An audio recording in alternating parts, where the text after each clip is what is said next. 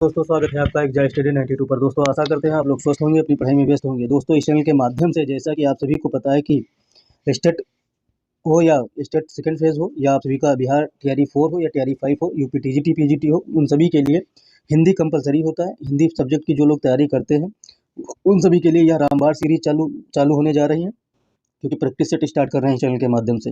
पहला practice set है और इसमें 80 प्रश्न, महत्वपूर्ण 80 प्रश्न लिए गए हैं। 80 टीआरई 4 की तैयारी अगर आप लोग करते हैं तो 80 में से 75 नंबर आएंगे, प्लस ही आएंगे, कम नहीं आएंगे, क्योंकि पीवाईक्यू भी इस चैनल के माध्यम से कंप्लीट करवाए जा रहे हैं।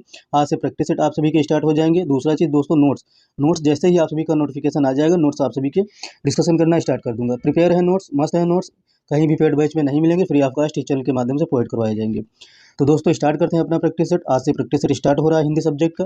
हिंदी सब्जेक्ट की जो लोग तैयारी करते हैं, अगर आप सभी का एक भी प्रश्न हिंदी सब्जेक्ट से संबंधित है तो आप लोग इससे जुड़ जाइए। आप सभी का कंपलसरी सब्जेक्ट भी होता है एक हिंदी भाषा का टीआरई 4 में, तो आप लोग उसमें 15 प्रश्न आते हैं, तो उसको भी इसी सीरीज से कंप्लीट कर सकते हैं। आपका भी एक भी प्रश्न नहीं छूटेगा उसमें से, यह वादा है।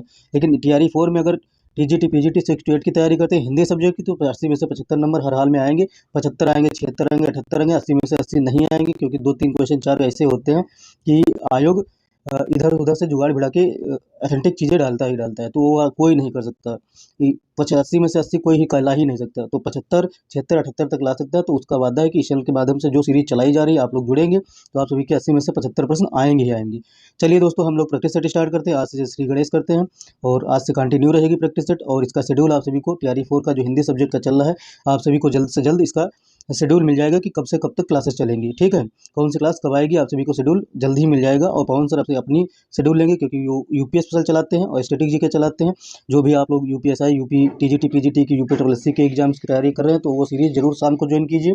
आप लोग को काफ़ी फायदा होगा, क्योंकि ऑलरेडी वो बहुत सारे एग्जाम्स निकाले हुए हैं और ऑलरेडी सेलेक्टेड हैं। ठीक, तो आप लोगों को गाइड भी कर देंगे वनडे एग्जाम्स के लिए, तो आप लोगों को रामबाण वो सिद्ध होगा आप लोगों के लिए। चलिए दोस्तों, हम लोग स्टार्ट करते हैं।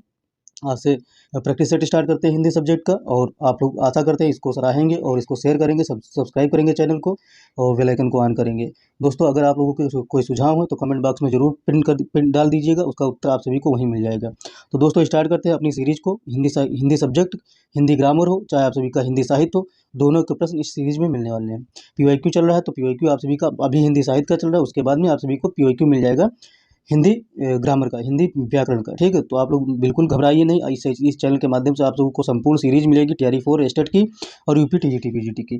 कोई भी घबराने की जरूरत नहीं। एक में आप सभी को सम्मिलित करके ऐसा कंटेंट दिया जाएगा कि आप लोग एग्जाम फोड़ के आएंगे और एग्जाम 80 में से 75 नंबर लेके आएंगे। और टीजीटी पीजीटी में तो रामबाण सिद्ध होगा। स्टेट में तो आप सभी लोग 150 में से 120 लेकर ही आएंगे, क्योंकि यह इस चैनल का वादा ही नहीं, इसको दिखाया भी जाएगा मिलाकर यह प्रश्न कहाँ से आया है। ठीक है दोस्तों, स्टार्ट करते हैं सीरीज को और आशा करते हैं आप लोग इसको कंटिन्यू करेंगे और पूरी वीडियो देखेंगे। चलिए दोस्तों, एक एक प्रश्न स्टार्ट करते हैं, डिस्कशन करते हैं। तो आप सभी को बता दें, इस चैनल के माध्यम से कम 100 प्रैक्टिस सेट करवाए जाएंगे, 100 प्लस ही रहेंगे। हिंदी साहित्य, हिंदी व्याकरण को मिलाकर प्रैक्टिस सेट आप सभी को इतना करवा दीजिएगा कि दोस्तों आप सभी का प्रश्न प्रैक्टिस सेट से ही कंप्लीट हो जाएगा। आप सभी को कोई बुक पढ़ने की जरूरत नहीं पड़ेगी। लेकिन अगर आप लोग पेड बैच कहीं लिए हुए हैं और प्रैक्टिस सेट कर रहे हैं, आप लोगों ने कहीं पैसा पे करिए है, तो उसको पूरा यूज कीजिए और उसको छोड़ना नहीं है। इस चैनल को सिर्फ 1 से 1.5 घंटा देना है, आप सभी की तैयारी फुल हो जाएगी, पूरी तैयारी हो जाएगी। चाहे टीजीटी पीजीटी को, चाहे बीपीएससी टीआरई 4 हो, टीआरई 5 हो, स्टेट सेकंड फेज हो, स्टेट 3 थर्ड फेज हो, 5 4 फेज हो, चाहे जो फेज हो, आप सभी का आएगा प्रश्न इसी सीरीज से। चलिए दोस्तों स्टार्ट करते हैं प्रश्नों की श्रृंखला। जिन ध्वनि चिन्हों द्वारा मनुष्य परस्पर विचार विनिमय करता है उसको समष्टि रूप में भाषा कहते हैं। यह कथन किस भाषाविद का है, आप सभी को बताना है। तो यह कथन किस भाषाविद का है?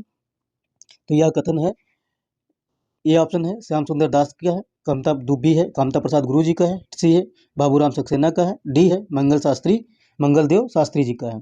किसका है आप सभी लोग कमेंट बॉक्स में पहले बताएंगे, उसके बाद में हम आंसर डिस्कशन करेंगे। यह कथन है डॉक्टर बाबूराम सक्सेना जी का। ठीक है, और यह कथन किसका है? डॉक्टर बाबूराम सक्सेना जी का है।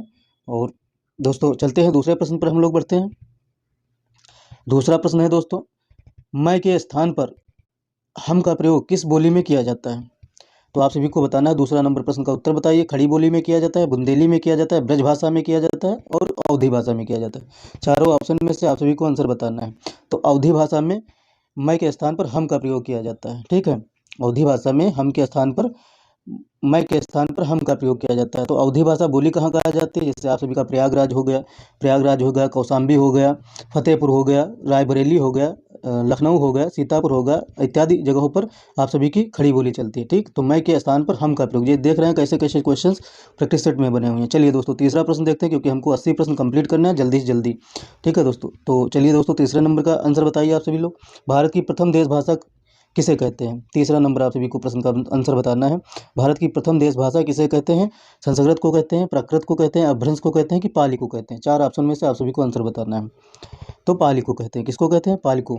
देश की प्रथम देश भाषा पाली को कहते हैं। ठीक है, पाली का साहित्यिक मुख्यतः बौद्ध धर्म के प्रवर्तक बुद्ध के उपदेशों के संग्रह में मिलता है। ठीक है, तो बौद्ध धर्म के प्रवर्तक बुद्ध के उपदेशों के संग्रह में मिलता है पाली भाषा का। ठीक, तो देश की प्रथम भाषा पाली भाषा को कहा जाता है। चलिए दोस्तों चौथा नंबर प्रश्न बताइए। हिंदी में वर्णों की संख्या कितनी है? आप सभी को बताना है। 33 है, 36 है, 41 है, 52 है? कितनी है? 52 है। कितनी है? 52 है। चलिए दोस्तों अगला प्रश्न देख लेते हैं, जो इजी होगा उसको जल्दी से निपटा के आगे बढ़ेंगे।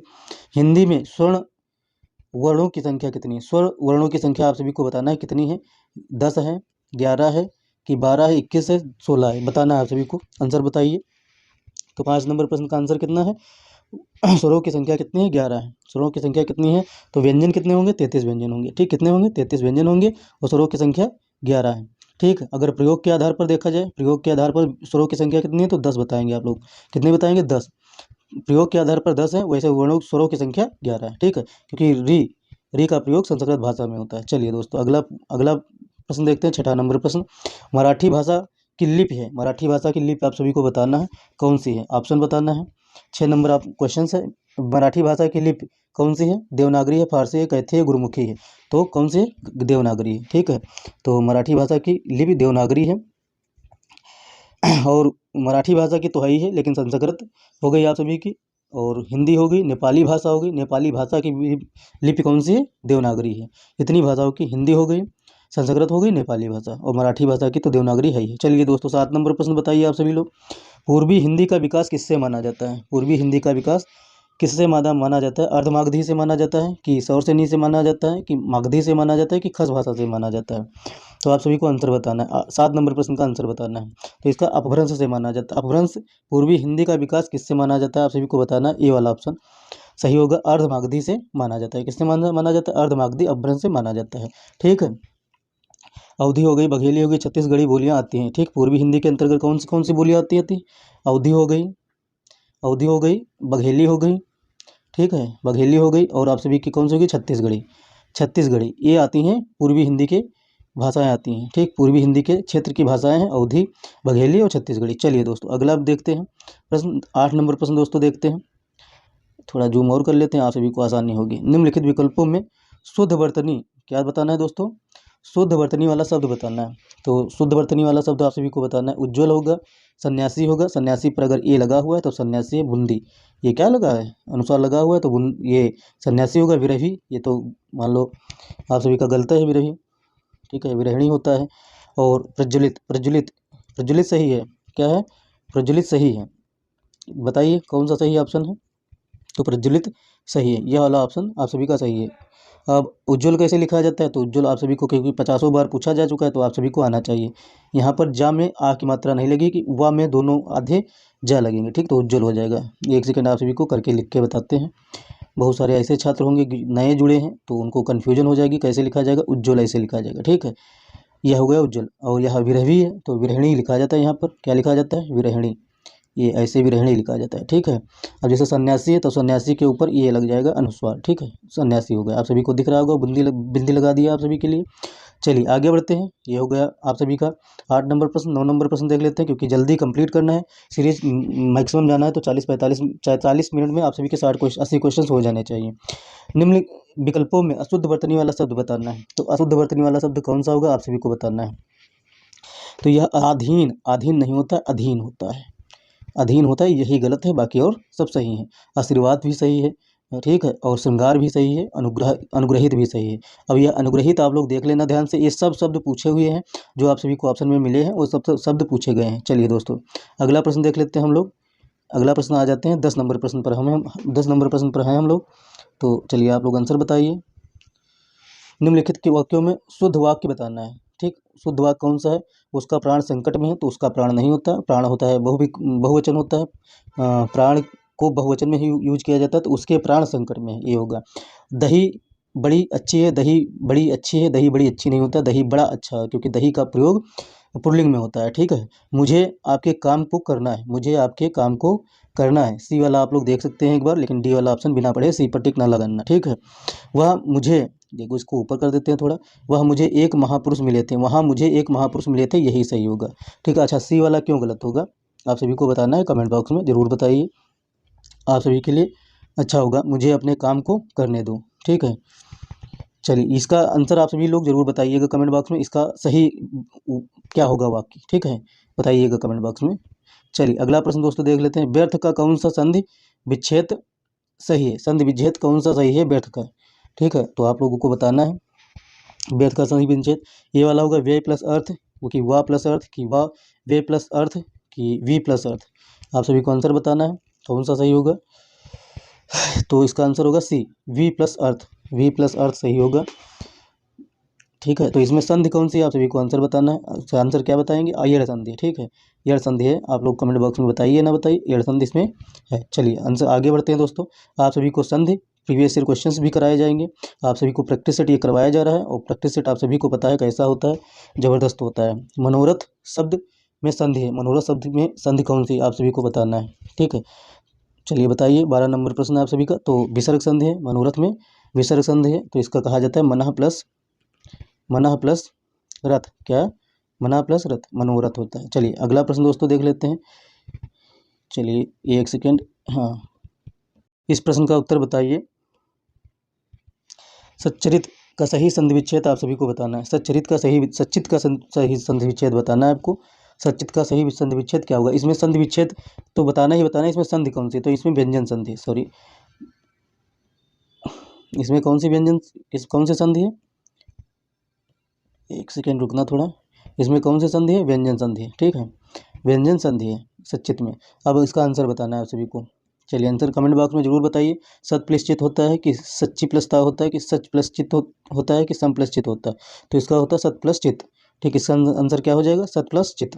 ठीक है, तो आप सभी को आंसर मिल गया होगा। तो आप लोग चैनल को लाइक जरूर कर दिया करिए, और सब्सक्राइब कर दिया करिए, जिससे कि थोड़ा चैनल ग्रो कर जाएगा। आप सभी का मोटिवेशन मुझे मिलता रहेगा दोस्तों, अगर आप लोग सपोर्ट करते हैं। स्वर संधि आप लोगों ने बहुत सारे लोगों को, जिसको जिसको सपोर्ट किया, वह चैनल आज चल रहा है, अच्छे से चल रहा है, आप सभी के लिए वो काम कर रहा है। लेकिन आप इस चैनल को भी थोड़ा सपोर्ट करेंगे तो आप सभी के लिए यह इतना काम करेगा कि आप लोग फ्री ऑफ कास्ट इतनी चीज़ें पढ़ लेंगे कि कहीं पेड बैच लेने की ज़रूरत नहीं पड़ेगी।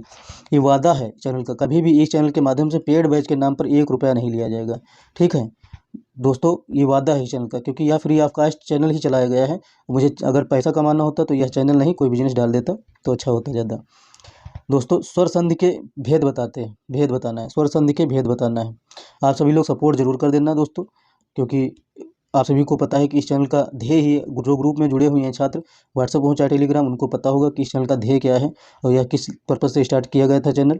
ठीक है, फ्री ऑफ कास्ट शिक्षा प्रोवाइड करवाने के लिए, और जो बच्चे पेड बैच नहीं ले सकते उनको पेड बैच का नोट्स और प्रैक्टिस सेट और सभी बुक्स का चीज़ों का स्टार्ट करना इस चैनल का ध्येय है। आप सभी को फ्री ऑफ कास्ट चीज़ें प्रोवाइड करवाई जाएंगी, चाहे चैनल रहे या ना रहे। ठीक है, तो आप लोग सपोर्ट करेंगे तो ज़रूर मोटिवेशन मिलता रहेगा आप सभी के लिए अच्छे काम करने के लिए। अभी दोस्तों पीपीटी नहीं बनाता हूँ, पीपीटी बनाने का क्या, डिजिटल बोर्ड होगा तो पीपीटी बनाया जाएगा। तो डिजिटल बोर्ड लेने के लिए थोड़ा चैनल ग्रो करेगा, तभी डिजिटल बोर्ड ले पाएंगे। ले आऊँ तो आज ले आऊँ डिजिटल बोर्ड, लेकिन किसके दम पर ले आऊँ डिजिटल बोर्ड, ये अगर आप लोग सपोर्ट करेंगे तो आप लोगों के ही दम पर ले आऊँगा डिजिटल बोर्ड। ठीक है, तो दोस्तों स्वर संधि के कितने भेद हैं, स्वर संधि के भेद बताने हैं आप सभी को। 6 हैं, 5 हैं, 4 हैं, 3 हैं, कितने हैं स्वर संधि के भेद। ठीक है, तो स्वर संधि के 5 भेद हैं। यह अभी हाल ही में कोई एग्जाम हुआ था, उसमें पूछा गया था कि स्वर संधि के कितने भेद हैं, बार बार पूछा जाता है, तो आप सभी को याद रखना है। स्वर संधि के भेद 5 होते हैं। कौन कौन से होते हैं ये भी सुन लीजिए आप लोग। दीर्घ संधि होती है, क्या होती है, दीर्घ संधि होती है। दूसरी, पहली यह हो गई। दूसरी आप सभी लोग साथ साथ में रिपीट करते जाएंगे, गुण संधि हो गई, यहाँ पर गुण है मुड़ नहीं है। ठीक, गुण संधि हो गई। तीसरी क्या हो गई दोस्तों, यड़ संधि हो गई। चौथी दोस्तों कौन सी होगी आप सभी की, वृद्धि संधि हो गई। क्या, वृद्धि संधि। आजकल छात्र जो है वृद्धि संधि और दीर्घ संधि में कंफ्यूज करते हैं, लेकिन इसको आप लोग याद करना है कि वृद्धि संधि अलग है, दीर्घ संधि अलग है, गुण संधि अलग है, यड़ संधि अलग है। और पांचवी दोस्तों हो गई आप सभी की अयाद संधि। क्या हो गई, अयाद संधि। ठीक है, तो आप सभी को याद रखना है, अयाद संधि हो गई पांचवी। पांचवी कौन सी हो गई, अयाधि संधि। ठीक है, तो ये 5 संधियाँ आप सभी की हो गई स्वर संधि में। चलिए दोस्तों अगला प्रश्न देख लेते हैं हम लोग। अगला प्रश्न कौन सा है? किस शब्द का निर्माण निरुपसर्ग से किया गया है? निरुपसर्ग से हुआ है। किस शब्द का निर्माण निरुपसर्ग से हुआ? तो उपसर्ग आप सभी जानते हैं पहले लगते हैं शब्द के और प्रत्यय बाद में लगते हैं। ठीक है, तो निर्दर्शन का हुआ है कि निरोध का हुआ है कि निरूपण का हुआ है कि निर्भय का हुआ है? निरुपसर्ग से हुआ है। तो आप सभी लोग कमेंट बॉक्स में आंसर पहले डालिए, उसके बाद में आप सभी को बताते हैं। तो निर्भय शब्द का हुआ है निरुपसर्ग से। ठीक है, निरुपसर्ग से निर्माण हुआ है निर्भय शब्द का। अभी दोस्तों इसको थोड़ा देख लेते हैं, डिस्क्राइब कर लेते हैं इस क्वेश्चन को। निर्दर्शन का नी, क्योंकि दर्शन ये अलग शब्द हो गए और नी एक उपसर्ग हो गया। निरूपण का हो जाएगा आप सभी का क्या हो जाएगा? नी, और रूपण अलग हो जाएगा। ठीक है, निरोध में रोध अलग हो जाएगा और नी अलग हो जाएगा। ठीक, नी है उपसर्ग इसमें सब में, निर है सिर्फ निर्भय में। ठीक है, चलिए आगे बढ़ते हैं दोस्तों। अगला यह प्रश्न 16 नंबर प्रश्न बहुत इंपॉर्टेंट है, आप सभी को आंसर बताना है। कौन सा तद्भव तत्सम युग्म अशुद्ध है? कौन सा तद्भव तत्सम युग्म अशुद्ध है, ये बताना है आप सभी को। 16 नंबर प्रश्न बताना है। प्रीतम प्रिय शब्द युग्म अशुद्ध शब्द है, कौन सा है? प्रीतम प्रिय, यह अशुद्ध शब्द है। ठीक है, अच्छा इसका अशुद्ध शब्द कौन सा होगा आप सभी को बताना है। पिया और प्रिय होता है, क्या होता है? पिया और प्रिय यह होता है। पिया है तद्भव शब्द और प्रिय है तत्सम शब्द। ये याद रखना, यहाँ पर कभी पहले तत्सम दे दिया जाएगा था फिर तद्भव पूछा जाता है। इसमें दिया हुआ पहले तद्भव फिर तत्सम पूछा गया। ठीक, सुई को सूची कहते हैं, खीर को क्षीर कहते हैं और भात को भक्त कहते हैं। ये आप लोग याद रखना, ये बार बार रिपीटेड प्रश्न है, आप सभी के एग्जाम्स में आते ही आते हैं, इसलिए यह ऑप्शन में रखे गए हैं प्रैक्टिस सेट में। ठीक है, सुई को सूची, खीर को क्षीर, भात को भक्त कहते हैं, तो भक्त भात को कहते हैं। ठीक, 17 नंबर प्रश्न है दोस्तों आप सभी का, इसका आंसर बताना है। वह शब्द जिनकी व्युत्पत्ति का पता नहीं चलता उसे क्या कहते हैं? यह सभी आप सभी को आंसर बताना है। वह शब्द जिनकी उत्पत्ति का पता नहीं चलता उसे क्या कहते हैं? आंसर आप सभी को बताना है, और बहुत अच्छा रहेगा अगर आप सभी लोग आंसर इसका कमेंट बॉक्स में बताएंगे। ठीक है, विशेषज कहते हैं, तद्भव कहते हैं, देशज कहते हैं, तत्सम कहते हैं। तो जिसकी उत्पत्ति का पता नहीं चलता उसे देशज शब्द कहते हैं। ठीक है, यह आंसर आप सभी का हो जाता है। चलिए अगला प्रश्न दोस्तों देख लेते हैं। इस प्रश्न में कोई बड़ा तीर मारने वाला जैसा नहीं है। इसमें बताइए 18 नंबर प्रश्न आप सभी को बताना है। कॉपीराइट आने के बहुत चांसेस रहते हैं, इसलिए साथ साथ में करते जा रहे हैं एक्सप्लेन। लिफाफा किस शब्द का, लिफाफा किस भाषा का शब्द है? आंसर आप सभी को बताना है। लिफाफा, ठीक, ये प्रश्न पूछा गया है, 50 बार प्रश्न पूछा गया है। ठीक, लिफाफा के बारे में 50 बार पूछा गया है। फारसी भाषा का शब्द है, पुर्तगाली है, जापानी है कि अरबी है? तो अरबी भाषा का शब्द है लिफाफा। ठीक है, तो अरबी भाषा के और शब्द सुन लीजिए। एक होता है नशा, क्या होता है? नशा, ये क्या है? अरबी भाषा का शब्द है। मजदूर, आप लोगों ने सुना हो मजदूर मजदूर किया करते हैं, तो ये भी अरबी भाषा का शब्द है। औलाद, औलाद को आप लोगों ने तो 50 बार घर में ही औलाद औलाद होता होगा। बहुत बहुत औलाद खराब निकल गई, बहुत औलाद अच्छी निकल गई, तो ये औलाद। और नशा मजदूर नहीं मजबूर होता है, लिख दिया होगा मजबूर, बोल दिया होगा गलती से, मजबूर होता है दोस्तों। ठीक है, मजबूर मजबूर आप लोग करते रहते हैं, तो वह क्या होगा? अरबी भाषा का शब्द है। नशा अरबी भाषा का शब्द है, औलाद अरबी भाषा का शब्द है। और दोस्तों याद नहीं आ रहे हैं आप लोग कमेंट बॉक्स में जरूर और डालना।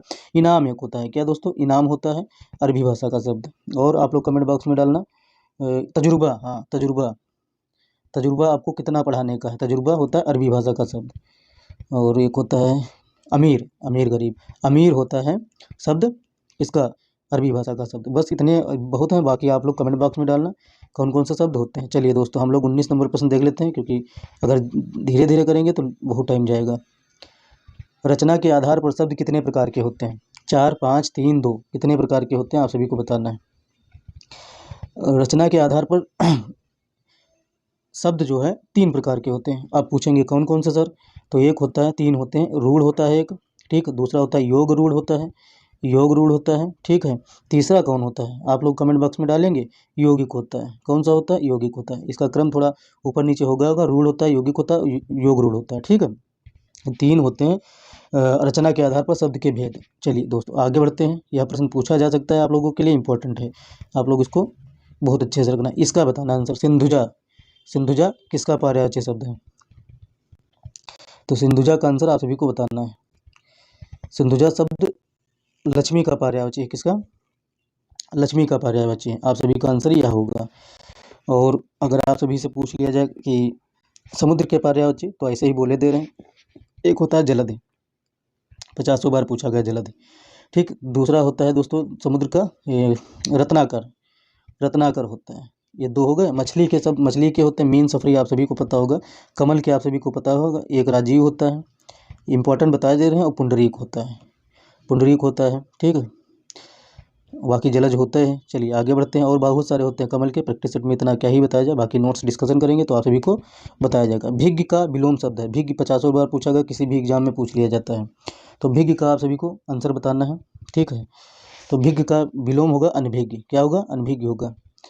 और विज्ञ का, इसका विज्ञ का विलोम क्या होगा? तो होगा अभिज्ञ। ये याद रखना, ये इसी में सब कंफ्यूज हो जाते हैं।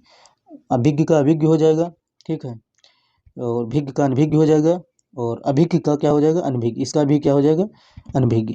ये इसका भी अनभिज्ञ होता है और इसका भी अनभिज्ञ होता है। चलिए दोस्तों आगे बढ़ते हैं। अगला प्रश्न देख लेते हैं हम लोग। संस्कृत शब्द में उपसर्ग है। संस्कृत शब्द में उपसर्ग है। सा है, स्वा है, ये दोनों नहीं है। सन है, ये भी नहीं है। सम क्या है?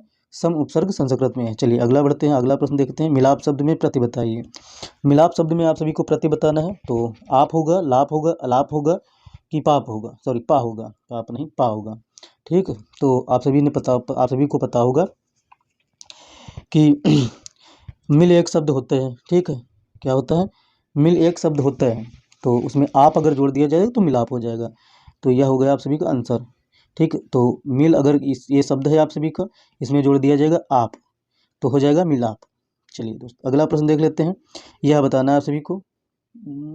अब बताइए, अक्षर का अनेकार्थी शब्द कौन सा है? अक्षर का अनेकार्थी शब्द कौन सा है, यह बताना है आप सभी को। वर्ण है, शिव है, धन है, जल है, आप सभी को बताना है आंसर। अक्षर का अनेकार्थी शब्द, ठीक है। तो इसमें धन होगा। तो अक्षर का अनेकार्थी शब्द क्या होगा? धन होगा, ठीक है। सॉरी इसमें पूछ रहा है नहीं होगा, तो नहीं होगा, धन नहीं होगा। गलती से बाई मिस्टेक अगर निकल गया तो सॉरी, क्षमा चाहते हैं। अक्षर का अनेकार्थी शब्द नहीं होगा तो धन नहीं होगा, ठीक है। जल होता है, वर्ण होता है, शिव होता है। चलिए दोस्तों अगला प्रश्न देख लेते हैं। 25 नंबर प्रश्न का आप सभी को आंसर बताना है। ममता किस प्रकार की संज्ञा है? बात ये ना, थोड़ा पीडीएफ है, इधर उधर करने में नहीं शब्द पढ़ने में नहीं आता है, ठीक है। तो थोड़ा कन्फ्यूजन हो जाता है, इसलिए पीछे बोल दिया, क्षमा चाहते हैं। ममता किस प्रकार की संज्ञा है? तो ममता किस प्रकार की संज्ञा है आप सभी को बताना है। जातिवाचक है, द्रव्यवाचक है, भाववाचक है, व्यक्तिवाचक है। तो ममता ममता कौन सी है संज्ञा? भाववाचक संज्ञा है। कौन सी? भाववाचक संज्ञा है। और संज्ञाएं कितनी प्रकार की होती हैं? तो संज्ञा 5 प्रकार की होती है। कौन कौन सी होती है? तो जातिवाचक, द्रव्यवाचक, व्यक्तिवाचक, भाववाचक, ये 4 हो ही गई। और 5वीं कौन सी होती है? गुणवाचक होती है। कौन सी होती है? गुणवाचक संज्ञा होती है। तो 5 प्रकार की संज्ञाएं होती हैं। बसंत शब्द में कौन सा लिंग है, यह बताना है आप सभी को। बसंत शब्द में कौन सा लिंग है? ठीक है, पुल्लिंग है, स्त्रीलिंग, नपुंसक लिंग है, इनमें से कोई नहीं। तो बसंत शब्द में कौन सा लिंग है? पुल्लिंग है। कौन सा? पुल्लिंग है, ठीक है। और पुल्लिंग कौन से होते हैं? जो पुरुष जाति का बोध कराते हैं वह होते हैं पुल्लिंग। हिंदी में वचन कितने प्रकार के होते हैं? आप सभी को आंसर बताना है। हिंदी में वचन कितने प्रकार के होते हैं? 3 होते हैं, 4 होते हैं, 2 होते हैं, 5 होते हैं। हिंदी में वचन पूछ रहा है, आप सभी को आंसर बताना है, सोच समझ के बताना है। तो हिंदी में वचन अगर आप सभी से पूछा जाता है तो 2 प्रकार के होते हैं। एक होता है एक वचन, दूसरा होता है बहुवचन, ठीक है। 2 होते हैं। चलिए दोस्तों अगला बढ़ते हैं। अगला प्रश्न देख लेते हैं। रमेश टेलीफोन पर बात करता है। रमेश टेलीफोन पर बात करता है, वाक्य में ये क्या है? वाक्य में कारक है। इसको थोड़ा और छोटा कर लेते हैं क्योंकि प्रश्न पूरा आना चाहिए। तो रमेश टेलीफोन पर बात करता है, इसमें कौन सा कारक है? करण कारक है, संबंध कारक है, कर्म कारक है, अधिकरण कारक है। यह आप सभी को आंसर बताना है। तो रमेश टेलीफोन पर बात करता है, करण कारक है। क्या है? करण कारक है। तो कारक कितने प्रकार के होते हैं? आप सभी को आंसर बताना है। पूछा गया प्रश्न है, कारक 8 प्रकार के होते हैं। रमेश टेलीफोन पर बात करता है तो यह करण कारक है। चलिए दोस्तों अगला प्रश्न देख लेते हैं। सर्वनाम के कितने भेद हैं? सर्वनाम के कितने भेद हैं? 5 हैं, 6 हैं, 4 हैं और 11 हैं। कितने भेद हैं? तो 6 भेद हैं। सर्वनाम के 6 भेद हैं। और संज्ञा के कितने भेद हैं? आप सभी को ऊपर बताए हैं, कमेंट बॉक्स में डालना, ठीक। संज्ञा के 5 भेद हैं। चलिए दोस्तों अगला देखते हैं। 5 भेद के नाम बताना आप सभी लोग। तीनों शब्द किस प्रकार का विशेषण? तीनों शब्द किस प्रकार का विशेषण है? क्रमवाचक विशेषण, आवृत्तिवाचक विशेषण, गणनावाचक विशेषण, समुदायवाचक विशेषण। आप सभी को इसका आंसर करना है। तीनों शब्द, ठीक है। तीनों शब्द क्या है? समुदायवाचक विशेषण है। क्या है? समुदायवाचक विशेषण है। तीनों, चारों, पांचों, ये सब क्या है? समुदायवाचक विशेषण है। अच्छा, विशेषण कितने प्रकार के होते हैं? विशेषण आप सभी को बताना है। अगर कोई पूछे 4 प्रकार के होते हैं। कौन कौन से विशेषण? आप सभी को पता है। गुणवाचक विशेषण, परिमाणवाचक विशेषण और संख्यावाचक विशेषण, संकेतवाचक विशेषण, ठीक है। ये विशेषण 4 प्रकार के होते हैं। तो दोस्तों तीनों है समुदायवाचक विशेषण, ठीक। चलिए आगे बढ़ते हैं दोस्तों। अगला देख लेते हैं। राजन किताब पढ़ता है। राजन किताब पढ़ता है वाक्य में कर्मवाच्य में होगा। तो वाक्य राजन किताब पढ़ता है, राजन ने किताब पढ़ा, राजन के द्वारा किताब नहीं पढ़ा जाए और राजन के, ये तो सब गलत होगा, ठीक है। और तो तीसरा सी है, राजन के द्वारा किताब पढ़ी जाती है। तो राजन के द्वारा किताब पढ़ी जाती है, यही सही है। राजन पर किताब पढ़ी गई, तो सब क्वेश्चन पढ़ने में ही गलत आ रहे हैं, बाकी राजन के द्वारा किताब पढ़ी गई यही वाक्य सही है। अब किस प्रकार का अव्यय है यह बताना है आप सभी को। अब शब्द है एक, तो उसका किस प्रकार का अव्यय है यह बताना है। कालवाचक है, दिशावाचक है, स्थानवाचक है कि स्थितिवाचक है, ठीक है। तो आप सभी बताएंगे कालवाचक है, क्योंकि अब, कब, तो ये समय बता रहा है ना। अब खाया, अब गया, अब पहना, तो ये सब कालवाचक अव्यय हैं, ठीक है। तो आगे बढ़ते हैं दोस्तों, यह देख लेते हैं प्रश्न, बहुत इंपॉर्टेंट प्रश्न है। ये प्रश्न है, इंपॉर्टेंट है। श्याम कहता है कि मैं राम की किताब पढ़ सकता हूँ। वाक्य में श्याम का पद परिचय होगा। तो श्याम का पद परिचय आप सभी को बताना है वाक्य में। तो बताइए, ऊपर थोड़ा और बढ़ा लेते हैं इसको, क्योंकि चारों ऑप्शन अच्छे से आ जाएं। श्याम कहता है कि मैं राम की किताब पढ़ सकता हूँ, तो इसमें पद परिचय है। तो बताइए पद परिचय। व्यक्तिवाचक, तो इसमें व्यक्तिवाचक है ये, ठीक है। व्यक्तिवाचक पुल्लिंग और बहुवचन और कर्ता कारक, ठीक है। कर्ता कारक, राम कहता है कि मैं राम की किताब पढ़ सकता हूँ, तो व्यक्तिवाचक हो जाएगा एक, दूसरा होता है पुल्लिंगवाचक और तीसरा होता है बहुवचन और कर्ता कारक, यह हो जाएगा पद परिचय। चलिए दोस्तों, अगला कमेंट बॉक्स में आप जो लोग जरूर डालना अगर आप सभी को कोई डाउट बचते हैं। तो हम लोग 34 नंबर प्रश्न पर आ गए हैं। वाक्य के कितने अंग होते हैं आप सभी को बताना है, क्योंकि इसमें एक्सप्लेन नहीं किया जा सकता ज़्यादा, क्योंकि प्रैक्टिस सेट है, आप सभी को पता है। तो एक्सप्लेन करने के लिए नोट्स हैं, PYQ हैं, सब एक्सप्लेन किया जाएगा, ठीक है। वाक्य के कितने अंग होते हैं आप सभी को बताना है। 2 होते हैं, 3 होते हैं, कितने होते हैं? वाक्य के अंग 2 होते हैं। कौन होते हैं? 2। पहला कौन सा होता है, दूसरा कौन सा होता है? तो दूसरा, पहला होता है उद्देश्य। क्या होता है? उद्देश्य होता है, यहाँ पर हलंत नहीं लगेगा। उद्देश्य होता है पहला, दूसरा होता है विधेय। क्या, कौन सा होता है? विधेय, ठीक है। यह होते हैं वाक्य के अंग। चलिए, तो वाक्य के अंग 2 होते हैं, उद्देश्य और विधेय। तो दोस्तों इस क्वेश्चन का आंसर थोड़ा बताइए आप लोग। परिश्रम करने वाला, क्या है प्रश्न? परिश्रम करने वाला व्यक्ति सदा सफल होता है। वाक्य में उद्देश्य है, तो आप सभी को उद्देश्य बताना है। परिश्रम करने वाला व्यक्ति सदा सफल होता है, परिश्रम करने वाला व्यक्ति, और एक चौथा ऑप्शन दिख नहीं रहा है, उसको थोड़ा ऊपर लाते हैं, दिखेगा भी, सदा सफल होता है। इसमें उद्देश्य है, तो आप सभी को आंसर बताना है। आंसर बताइए, उद्देश्य होगा, तो इसका होगा परिश्रम करने वाला व्यक्ति, यह क्या होगा? उद्देश्य होगा। परिश्रम करने वाला व्यक्ति क्या होगा? उद्देश्य होगा, और सदा सफल होता है, यह होगा विधेय, ठीक है। विधेय होगा, यह होगा उद्देश्य। जिसके संबंध में कुछ कहा जाता है, ठीक, उसे उद्देश्य कहते हैं, ठीक। जिसके संबंध में कुछ कहा जाता है, परिश्रम करने वाला व्यक्ति के बारे में कुछ कहा गया है, तो वह क्या होगा? उद्देश्य होगा। चलिए आगे बढ़ते हैं।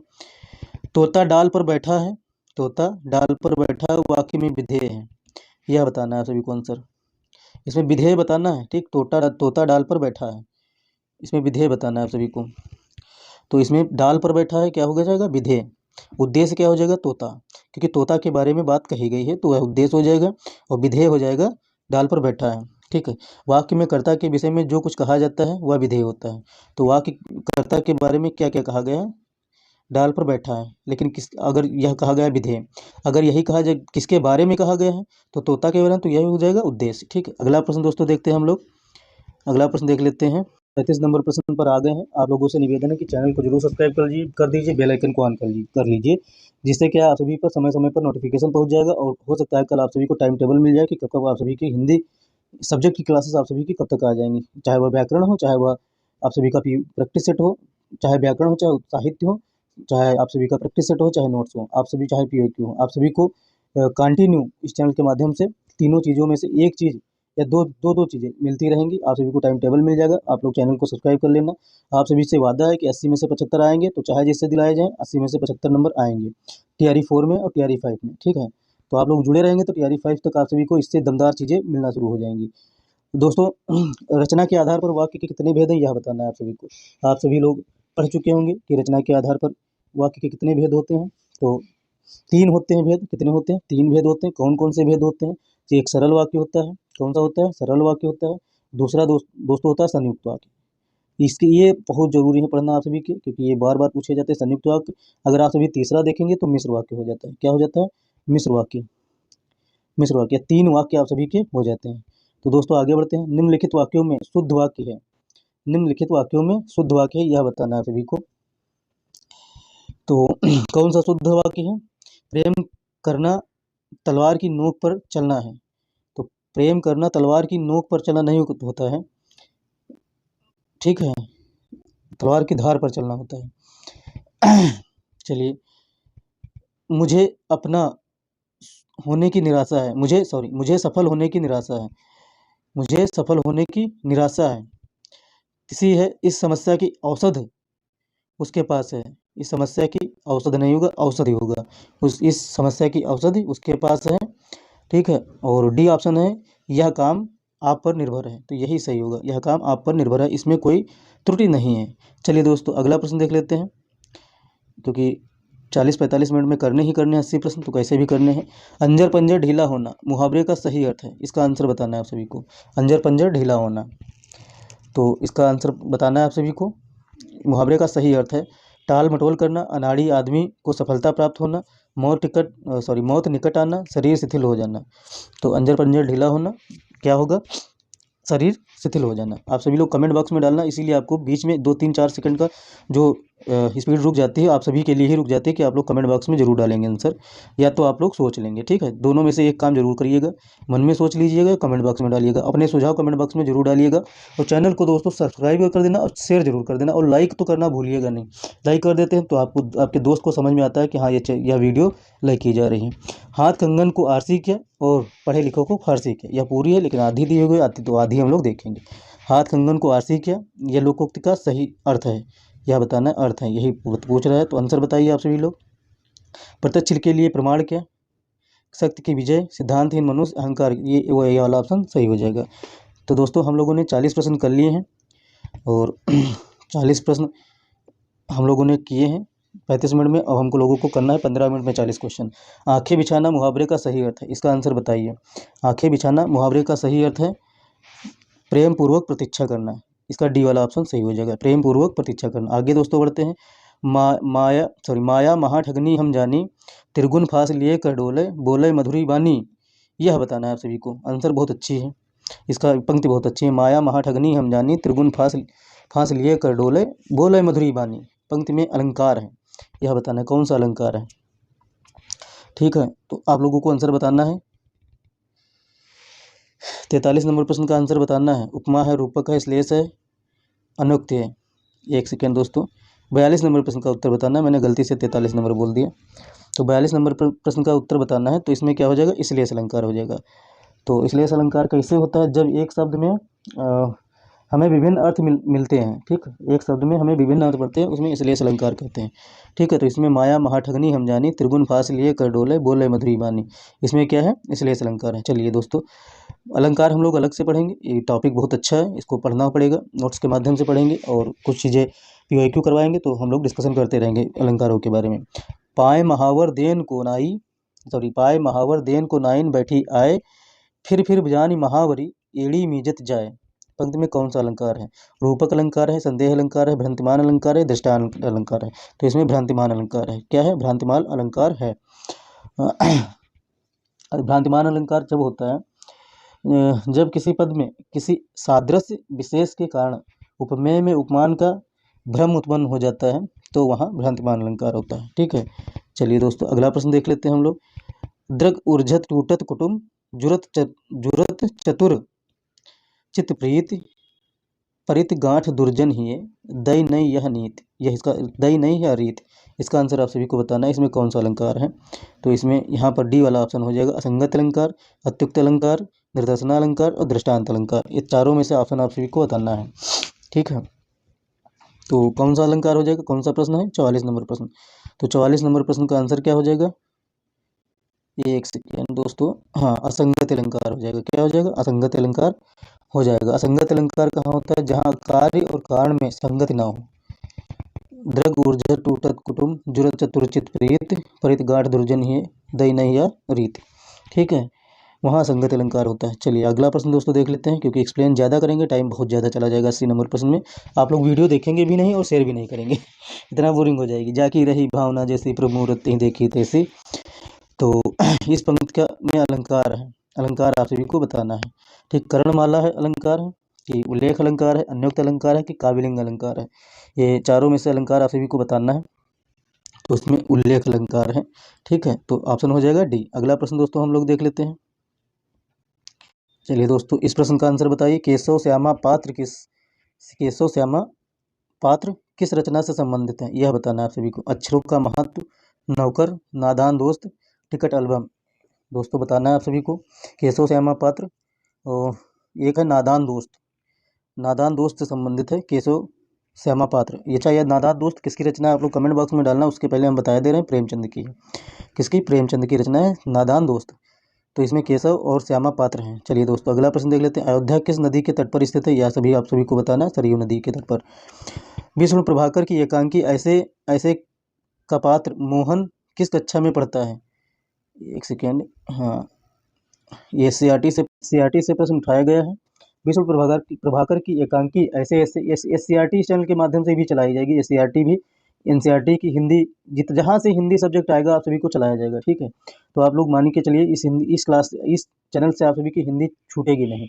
80 में से 75 ऐसे नहीं कहा गया, बहुत सारे कंटेंट मैटर दिमाग में चलते हैं, तो आप सभी को जरूर डिस्कशन किए जाएंगे। दोस्तों, आज विष्णु प्रभाकर की एकांकी ऐसे ऐसे का पात्र मोहन जो है वह किस कक्षा में पढ़ता है, आप सभी को बताना है। तो यह प्रश्न डायरेक्ट किताब पूछ ली जाएगी। ऐसे ऐसे पात्र किसकी रचना है, तो विष्णु प्रभाकर की रचना है। और इसका आंसर क्या होगा, तो आप सभी को बताना है। आंसर क्या होगा कमेंट बॉक्स में डालिए। तो आंसर होगा तीसरी कक्षा में। क्या होगा? तीसरी कक्षा में पढ़ता है मोहन, तीसरी कक्षा में पढ़ता है। अगला दोस्तों देख लेते हैं प्रश्न। संसार पुस्तक है, क्या है दोस्तों? संसार पुस्तक है नामक पाठ के आधार पर रचनाकार सबसे पहले किस अक्षर को पढ़ने की बात करता है? संसार पुस्तक है नामक पाठ के आधार पर रचनाकार सबसे पहले किस अक्षर को पढ़ने की बात करता है? पृथ्वी, पहाड़, प्रकृति और जंगल। ये भी एससीईआरटी का प्रश्न है। आप सभी को एससीईआरटी इस चैनल के माध्यम से डिस्कशन की जाएगी और बहुत जल्दी ही डिस्कशन की जाएगी। ठीक, तो आप सभी को आंसर करना है। तो प्रकृति है। क्या है? प्रकृति। आगे बढ़ते हैं दोस्तों। बाउल और भतियाली कहाँ के लोकगीत हैं? बाउल और भतियाली कहाँ के लोकगीत है? पंजाब के हैं, राजस्थान के, बंगाल के और बुंदेलखंड के हैं। आप सभी को बताना है। तो बंगाल के, या बाउल और भतियाली बंगाल के लोकगीत हैं। ठीक है, और अगर ये और पूछा जाए तो भवैया, भवैया, और एक पूछ लिया जाए तो कौन सा होगा? गंभीर।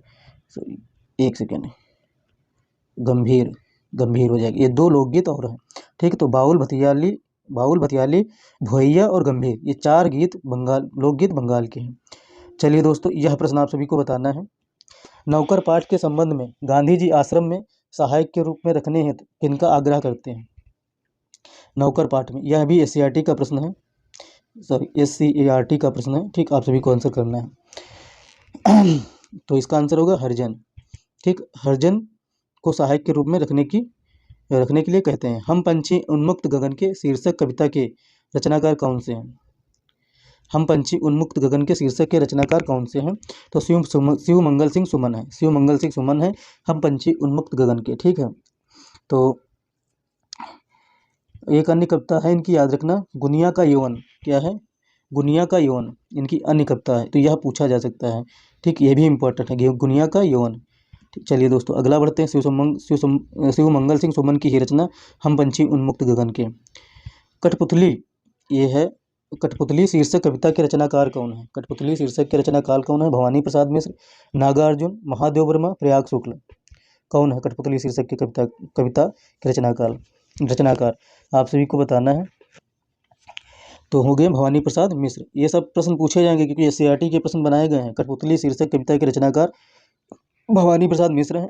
भवानी प्रसाद मिश्र की और एक दो कविताएं देख लीजिए। जैसे हो गया आप सभी का कमल का फूल, ये कमल का फूल हो गया, ये भी याद रखना, ये पूछी जा चुकी है, कमल का फूल। दूसरी दोस्तों एक है गीत फरोश, भवानी प्रसाद मिश्र की ज़बरदस्त गीत फरोश। ठीक, कविता है गीत फरोश, यह बहुत अच्छी है। सतपुड़ा के जंगल, ये पूछी गई हैं कविताएं, सतपुड़ा के जंगल। ठीक, आप सभी को याद रखना। ठीक, तो याद रखने की कमल के फूल भवानी प्रसाद मिश्र, गीत फरोश भवानी प्रसाद मिश्र और सतपुड़ा के जंगल भवानी प्रसाद मिश्र। अगला दोस्तों देखते हैं। श्याम एक किसान किस विद्या की कृति है? श्याम एक किसान किस विद्या की कृति है? इसका आंसर आप सभी को बताना है। ठीक है, तो 54 नंबर प्रश्न का आंसर आप सभी बताएंगे। श्याम एक किसान कविता जो है, क्या है? कविता है। श्याम एक किसान क्या है? कविता विद्या की रचना है। चलिए अगला दोस्तों, इसके अच्छा रचनाकार कौन है? इस कविता के रचनाकार कौन है? सर्वेश्वर दयाल सक्सेना है। कौन है? सर्वेश्वर सर्वेश्वर दयाल सक्सेना है। दयाल सक्सेना है, सक्सेना। चलिए दोस्तों अगला प्रश्न देख लेते हैं। रहीम के दोहे शीर्षक कविता के रचनाकार हैं। रहीम के दोहे कविता के रचनाकार कौन है? आप सभी को आंसर बताना है। तो रहीम के दोहे शीर्षक कविता के रचनाकार रहीम है। कौन है? रहीम ही है। चलिए अगला प्रश्न देख लेते हैं। भोर और बरखा किसके द्वारा रचित कविता है? क्या दोस्तों? भोर और बरखा किसके द्वारा रचित कविता है, यह बताना है आप सभी को। तो आप लोग 57 नंबर प्रश्न का आंसर दीजिए, सॉरी 56 नंबर प्रश्न का आंसर दीजिए। तो यह मीराबाई की कविता है। भोर और बरखा मीराबाई की कविता है। और अच्छा अन्य देख लीजिए तो राग सोरठा, क्या? राग सोरठा मीराबाई की रचना है। पहली ये हो गई। दूसरी दोस्तों कौन सी? नरसी का मायरा। नरसी जी का मायरा पूछा गया प्रश्न है, बहुत इंपॉर्टेंट है। नरसी जी का मायरा बार बार पूछा जाता है मीराबाई का। नरसी जी का मायरा, ठीक है, नरसी जी का मायरा आप लोग सुन लेना। लिखा लिखा अगर नहीं सही है तो कोई दिक्कत नहीं। और एक आती है राग गोविंद, सॉरी राग गोविंद आती है, ठीक, राग गोविंद इन्हीं की है, किसकी? मीराबाई की। तो आप लोगों को नरसी का मायरा, राग गोविंद और राग सोरठा और भोर का बरखा ये सब याद रखना है, मीराबाई की है। अयोध्या किसकी राजधानी, या आप सभी को बताना है। अयोध्या किसकी राजधानी थी? आंसर बताना है। काशी की थी, लंका की थी, मिथिला की थी, कौशल की थी। आप सभी को ये नहीं अगर पता होगा तो कुछ नहीं पता होगा। तो कौशल की राजधानी थी अयोध्या। चलिए दोस्तों अगला प्रश्न देखते हैं। कैकेयी की दासी का क्या नाम है? कैकेयी की दासी का क्या नाम है? आप सभी को बताना है। त्रिजटा, मंथरा, मांडवी और उर्मिला। चार में से ऑप्शन आप सभी को आंसर बताना है। कविता कमेंट बॉक्स में जरूर डालना। तो मंथरा कैकेयी की दासी थी जिन्होंने भरा था, राम को वनवास करवाया था। चलिए दोस्तों अगला प्रश्न देख लेते हैं। तो हम लोग 59 नंबर प्रश्न पर आ गए हैं। राम और भरत का मिलन किस स्थान पर हुआ था? मिथिला में हुआ था, काशी में हुआ था, चित्रकूट में हुआ था, लंका में हुआ था? आप सभी को यह आंसर जरूर बताना है। चित्रकूट में हुआ था राम और भरत का मिलाप, ठीक है। राम और भरत का मिलाप हुआ था चित्रकूट में। चलिए दोस्तों अगला प्रश्न देख लेते हैं। भगवान राम को श्रेष्ठ मूक पर्वत पर सुग्रीव से मिलने का सुझाव किस राक्षस ने दिया था? किस राक्षस ने दिया था? तो आप सभी को बताना है। दूषण, जटायु, कबंध और विभीषण। दूषण, जटायु, विभीषण और कबंध। तो आंसर बताइए आप सभी लोग। 60 नंबर प्रश्न पर आ गए हम लोग। तो कबंध ने दिया था, ठीक है, कबंध ने दिया था। तो श्रेष्ठ मूलक पर्वत पर सुग्रीव से मिलने का सुझाव कबंध ने दिया था, ठीक है। चलिए अगला प्रश्न देखते हैं दोस्तों। रावण की पत्नी का क्या नाम था? यह बताना है आप सभी को। रावण की पत्नी का क्या नाम था? अच्छा, यह इसलिए इसमें रामायण के दिए हुए हैं क्योंकि तुलसीदास आप सभी के इम्पोर्टेंट है, और तुलसीदास जी का महाकाव्य है एक रामायण, ठीक है, वो भी वेरी मोस्ट इम्पोर्टेंट है। और वह ऑप्शन में स्टेट में दिया जाता है कि रामायण से प्रश्न बनेंगे ही बनेंगे, ठीक है। तो इसमें इसीलिए 6 to 8, 9 to 10, 11 to 12 आप सभी के रामायण से प्रश्न बनेंगे ही बनेंगे। तो इसीलिए पूछा जाएगा रावण की पत्नी का क्या नाम था। तो आप सभी को बताना है। त्रिजटा, तारा, शूर्पणखा, मंदोदरी। तो मंदोदरी नाम था। आप सभी ने अगर रामायण सीरीज देखा होगा तो उसमें चिल्लाता है रावण मंदोदरी, ठीक है। तो आप लोगों को पता होगा। महाभारत कथा के रचनाकार कौन है? महाभारत रचना कथा के रचनाकार कौन है? ऋषि वेदव्यास, सुखदेव, महर्षि वैशंपायन और विश्वामित्र। कहीं दे जाना नहीं, तो महर्षि वेदव्यास महाभारत के रचनाकार हैं। अगला प्रश्न दोस्तों देख लेते हैं।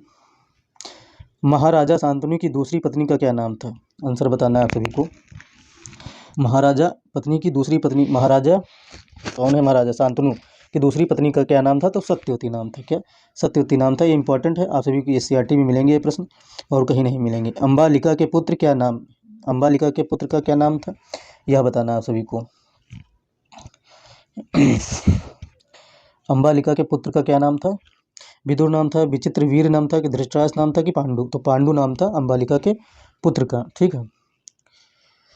हाँ, तो अंबिका से धृतराष्ट्र और दासी से विदुर का जन्म हुआ। क्या? अंबिका से धृतराष्ट्र का जन्म हुआ और दासी से विदुर का जन्म हुआ। ये याद रखना इंपॉर्टेंट है, ठीक। धृतराष्ट्र पूछे जा सकते हैं, लेकिन पांडु का अंबालिका से हुआ था जन्म। यह दोस्तों प्रश्न आप सभी को बताना है। सारथी के बेटे धनुष छोड़कर हाथ में चाबुक लो, चाबुक वहीं तुम्हें शोभा देगा। तुम भला कब से अर्जुन के साथ द्वंद्व युद्ध के योग्य हो गए? यह कथन कर्ण से किसने कहा था? तो आप सभी को बताना है यह प्रश्न। अर्जुन ने कहा था, युधिष्ठिर ने कहा था, भीम ने कहा था, नकुल ने कहा था? तो किसने कहा था? भीम ने कहा था। किसने कहा था? भीम ने कहा था। यह भीम ने कहा था। सारथी के बेटे धनुष छोड़कर हाथ में चाबुक लो, चाबुक वही तुम्हें शोभा देगा। तुम भला कब से अर्जुन के साथ द्वंद्व युद्ध करने के योग्य हो? उक्त कथन जो है किसका है? कर्ण से भीम ने कहा था। चलिए दोस्तों अगला प्रश्न देखते हैं। पक्षपात से रहित मेरे प्यारे पुत्र, पक्षपात से रहित मेरे प्यारे पुत्र, तुम्हारे चारों भाई जी उठे, तुम्हारे चारों भाई जी उठे, यक्ष ने यह वरदान किसे दिया? तो ये आप सभी को आंसर बताना, यक्ष ने यह वरदान किसे दिया? किसे दिया? युधिष्ठिर को दिया। चलिए अगले प्रश्न देखते हैं दोस्तों। ध्वनि शीर्षक कविता के रचनाकार कौन है? ध्वनि शीर्षक के कविता के रचनाकार कौन है? सूर्यकांत त्रिपाठी निराला, रामदास मिश्र, महादेवी वर्मा, सुमित्रानंदन पंत। आप सभी को आंसर बताना है। ठीक है, ध्वनि शीर्षक कविता सूर्यकांत त्रिपाठी निराला जी की है। ठीक है, और निराला की और भी कविताएं हैं, जैसे अनामिका हो गया, अनामिका हो गया, आप सभी लोग सुन लीजिए क्योंकि लिखने में प्रॉब्लम होती है। अनामिका हो गया, गीतिका हो गया, क्या हो गया? गीतिका हो गया, और एक है परिमल। परिमल बहुत इंपॉर्टेंट है, परिमल बहुत इंपॉर्टेंट है, और तुलसीदास। यह अन्य कविताएं हैं किसकी? निराला की। अगर आप सभी लोग इसको याद करते हैं तो नेक्स्ट प्रैक्टिस सेट होगा, उसमें जरूर मिलेंगे प्रश्न। डरो मत चलो बस अनुभवी है, नई नवेली बसों से ज़्यादा विश्वसनीय है, हमें बेटों की तरह प्यार से गोद में लेकर चलेंगी। यह कथन बस की यात्रा शीर्षक शीर्षक व्यंग्य के किस पात्र का है? बस की यात्रा। चलिए दोस्तों इसका आंसर बताना है, ये सीआरटी का प्रश्न है, आप सभी को आंसर बताना है। लेखक बस ड्राइवर, डॉक्टर मित्र, कंपनी के हिस्सेदार, आप सभी को बताना है यह प्रश्न क्या होगा? तो यह होगा डॉक्टर के मित्र, डॉक्टर मित्र। ठीक है, यह हरशंकर परसाई की श्रेष्ठ व्यंग्य रचना है। ठीक है, यह हरशंकर परसाई की रचना है, जो बस की यात्रा है, यह हरशंकर परसाई जी की यात्रा व्यंग्य रचना है। ठीक है, चलिए दोस्तों इसको देख लेते हैं। चिट्ठियों की अनूठी दुनिया शीर्षक निबंध के रचनाकार का नाम बताइए, आप सभी को बताना है। तो चिट्ठियों की अनूठी दुनिया शीर्षक निबंध के रचनाकार का नाम बताइए।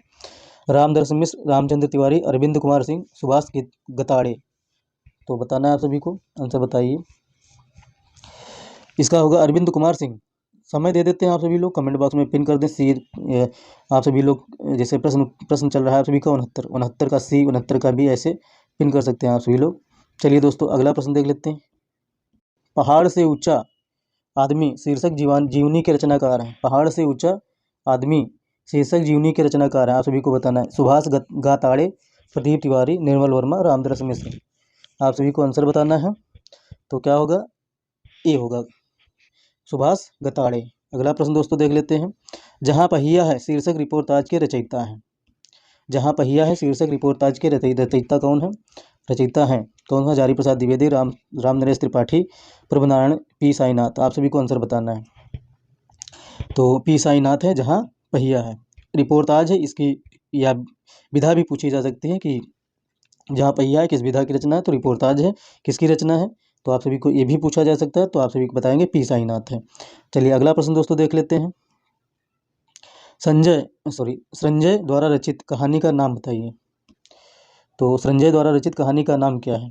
ठीक है, लाख की चूड़ियाँ, बाज और सांप, भगवान के डाकिए, कौन सी है? टोपी इनकी रचना है। और संजय की और भी रचना है, कामरेड का कोट हो गया, जैसे बुद्धभोजी हो गया, भगदत्त का हाथी होगा, ये सब हैं इनकी रचनाएं। ठीक है, भारत की खोज पुस्तक का प्रकाशन किस वर्ष हुआ था? इसका ये बहुत इंपॉर्टेंट प्रश्न है, पूछा जा सकता है। भारत की खोज पुस्तक का प्रकाशन 1946 में हुआ था, 1946 में हुआ था। और दोस्तों यह पुस्तक किसकी, यह पूछा जा सकता है, तो आपके प्रिय प्रथम प्रधानमंत्री जवाहरलाल नेहरू जी की है, जवाहरलाल नेहरू जी की है। ठीक है, चलिए दोस्तों अगला प्रश्न देख लेते हैं। उपनिषदों का समय माना जाता है, आप सभी का आंसर होना चाहिए। उपनिषदों का समय माना जाता है तो 800 ईसा पूर्व के आसपास माना जाता है। उपनिषदों का समय 800 ईसा पूर्व के आसपास माना जाता है। ठीक, और उपनिषदों की संख्या भी पूछ ली जाती है, तो 108 इनकी ये संख्या है। ठीक 108 संख्या है। और इनमें से अगर 13 उपनिषद देखे जाएँ तो वह मुख्य उपनिषद कहे जाते हैं। ठीक, तो 13 उपनिषद मुख्य उपनिषद हैं, बाकी सब टोटल 108 है, उनमें से 113 उपनिषद जो है मुख्य उपनिषद है। चलिए अगला दोस्तों प्रश्न देख लेते हैं। क्या है?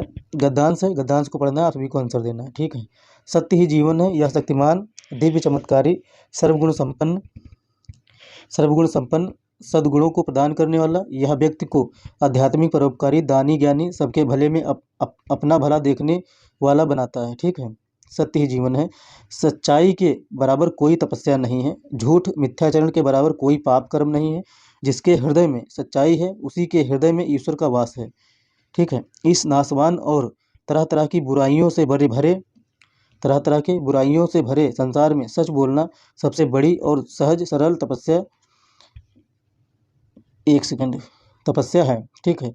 आज तक हमारे देश की पवित्र एवं पावन भूमि पर कई महापुरुषों ने जन्म लिया, जिन्होंने अपने प्रखर व्यक्तित्व से पूरी दुनिया को जीवन जीने का नया आयाम सिखाया है। एक ऐसे महान व्यक्ति थे राजा हरिश्चंद्र, जिन्होंने पूरी मानव जाति को हकीकत के पथ पर चलने के लिए प्रेरित किया। ठीक है। वह अपनी यथार्थवादी विचारधारा वह अपनी यथार्थवादी विचारधारा के लिए जाने जाते हैं, जो अपने पूरे जीवन में कभी भी इस पथ से नहीं डगमगाए। ऐसे ही हम भी वास्तविकता और जीवन को अलग नहीं कर सकते। आध्यात्मिक व्यक्ति अपने लिए ही ध्यान नहीं करता है, या फिर वह सिर्फ अपने लिए ही सच के मार्ग पर चलने की कोशिश नहीं करता है, वह सबको सत्य पथ पर चलने के लिए प्रेरित करता है। सत्य पथ पर चलने के लिए प्रेरित करता है। वह संपूर्ण मानव जाति के लिए यह सब कुछ करता है।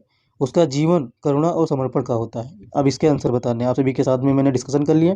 आप सभी को बताना है तपस्या बड़ी सबसे बड़ी तपस्या किसे कहा जाता है। सबसे बड़ी तपस्या सरल बोलना, सत्य बोलना, तप करना, मिथ्याचरण। तो सत्य बोलना सबसे बड़ी तपस्या कही जाती है। अगला प्रश्न दोस्तों देख लेते हैं। प्रश्न का आंसर बताना है। पैसे से ही जुड़ा है। गद्य के आधार पर निम्नलिखित में से किसने सत्य पर चलने का आदर्श स्थापित किया है। तो हरिश्चंद्र जिन्हें आदर्श स्थापित किया है। 77 नंबर प्रश्न है दोस्तों। आध्यात्मिक व्यक्ति क्या करते हैं। केवल अपने लिए ध्यान लगाते हैं, अपने लिए ही सच के मार्ग पर चलते हैं, केवल अध्यात्म का उपदेश देते हैं, स्वयं के साथ दूसरों को भी सच्चाई के मार्ग पर चलने के लिए प्रेरित करते हैं। यह बिल्कुल सही आंसर है 77 नंबर का डी। चलिए दोस्तों इसका भी पैसेज पढ़ लेते हैं। ये कविता है, इसको पढ़ के आंसर देते हैं। डोरे बेल बजती है, मैं दरवाज़ा खोलता हूँ, आगंतुक को मैं नहीं जानता, वह अपना परिचय खुद देते हैं। कहते हैं हम जनमानस की संवेदनाएं हैं, सुना है तुम संवेदनाओं का घर बनाते हो, तो क्यों नहीं लपेट लेते हमें भी अपनी कलम और कागज़ के साथ। हम इस संसार में हमारी जगह नहीं है, अब इस संसार में हमारी जगह नहीं है, समझकर अतिक्रमण हटा दिया गया है हमें। मैं पल भर के लिए रुकता हूँ, सोचता हूँ, हंसता हूँ, मन ही मन कहता हूँ शायद डायनासोर के बाद अब संवेदनाओं का नंबर है। मतलब देख लीजिए कितना मतलब व्यथित है। डायनासोर के बाद अब संवेदनाओं का नंबर है। मतलब डायनासोर विलुप्त हो गए हैं और संवेदनाएं भी विलुप्त होने के कगार पर है, अब उनका भी नंबर है। मतलब इतनी तगड़ी बात कहने की भाई कविता में इतनी बात तगड़ी कौन कह सकता है। ठीक है, कवि कह सकता है। कविता के किस शब्द में संवेदनाओं के प्रति उपेक्षाओं का भाव प्रकट होता है। कविता के किस शब्द में संवेदनाओं के प्रति उपेक्षा का भाव प्रकट होता है। हटा, आगंतुक, रुकता है, अतिक्रमण है। इसका आंसर आप सभी को बताना है। ये प्रश्न कौन सा है ये देख लेते हैं हम लोग। हाँ 78 नंबर, 2 ही प्रश्न बचे हैं। आप लोगों को 3 प्रश्न बचे हैं। 78 नंबर प्रश्न का उत्तर देना है। कविता के किस शब्द में संवेदनाओं के प्रति उपेक्षा का भाव प्रकट होता है। आप सभी को इसका आंसर बताना है, कमेंट बॉक्स में डालिए। तो अतिक्रमण के शब्द का क्या, अतिक्रमण शब्द से भाव प्रकट होता है उपेक्षा का। चलिए दोस्तों 79 नंबर प्रश्न। कविता में किसके प्रति सरोकार व्यक्त किए गए हैं। कविता में किसके प्रति सरोकार व्यक्त किए गए हैं। संवेदनाओं के प्रति, अतिथियों के प्रति, अतिक्रमण के प्रति, डायनासोर के प्रति। तो 79 नंबर प्रश्न आप सभी को बताना है, संवेदनाओं के प्रति सरोकार व्यक्त किए गए हैं। दोस्तों 80 नंबर प्रश्न लास्ट है प्रश्न आप सभी का इस प्रैक्टिस सेट का, संवेदनाओं की। इसको आप सभी को थोड़ा दिखा देते हैं। ये 80 नंबर प्रश्न है। संवेदनाओं की तुलना डायनासोर से क्यों की गई है। संवेदनाएं डायनासोर की तरह भयावह हैं नहीं, लुप्त हो जाएंगी, डायनासोर की तरह लुप्त हो जाएंगी। 80 नंबर का सी है। दोस्तों हम लोगों ने 80 प्रश्न किए हैं और आशा करते हैं आप लोगों को यह सीरीज़ पसंद आएगी और लाइक करेंगे, सब्सक्राइब करेंगे। मिलते हैं दोस्तों अगले प्रैक्टिस सेट में। प्रैक्टिस सेट नंबर 2 में पहला प्रैक्टिस सेट कंप्लीट हो गया। अब एक दिन छोड़कर आप सभी को अगले नेक्स्ट डे को एक प्रैक्टिस सेट मिलेगा। ठीक, तो ऐसे ही चलेगा, एक दिन छोड़